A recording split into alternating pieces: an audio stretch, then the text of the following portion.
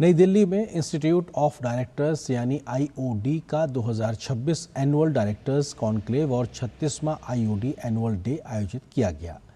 Hotel ली meridian में आयोजित इस कार्यक्रम का विषय निवेशकों के विश्वास और सतत मूल्य सृजन के लिए बोर्डों को अधिक प्रभावी बनाना है।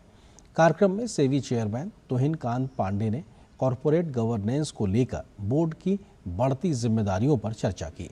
उन्होंने कहा कि नियम और ढांचे जरूरी हैं, लेकिन किसी कंपनी की असली मजबूती बोर्ड रूम में लिए जाने वाले फैसलों से तय होती है।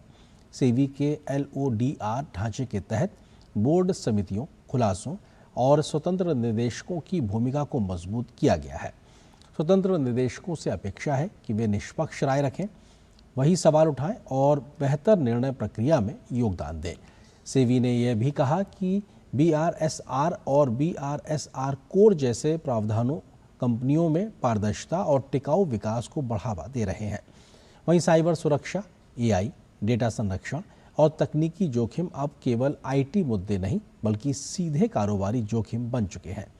ऐसे में मजबूत कॉरपोरेट गवर्नेंस निवेशकों के भरोसे और सतत विकास के लिए बेहद अहम है।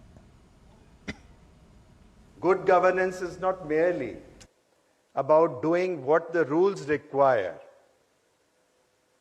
It's about making decisions that preserve trust even in situations where the rule book may not provide a complete answer.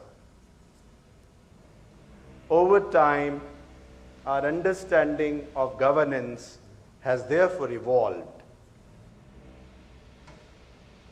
Corporate मंत्रालय के वरिष्ठ आर्थिक सलाहकार शांतनु मित्रा ने कहा कि आर्टिफिशियल इंटेलिजेंस यानी AI फैसले लेने की प्रक्रिया को तेज और बेहतर बना सकता है, लेकिन अंतिम निर्णय की जिम्मेदारी इंसानों को ही रहेगी। उन्होंने कहा कि AI संभावनाओं का अनुमान लगा सकता है, विकल्प सुझा सकता है, लेकिन यह तय नहीं कर सकता कि सही उद्देश्य क्या होना चाहिए। शांतनु मित्रा ने कहा कि AI के बढ़ते प्रभाव के दौर में निदेशकों की भूमिका कम नहीं होगी बल्कि और महत्वपूर्ण हो जाएगी, क्योंकि जिम्मेदारी और नैतिक फैसलों की जगह मशीनें नहीं ले सकती।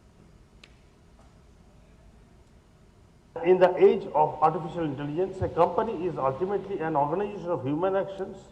Consumers choose, entrepreneurs anticipate, workers decide, investors assess risk, creditors judge borrowers, competitors innovate, directors choose among uncertain alternatives.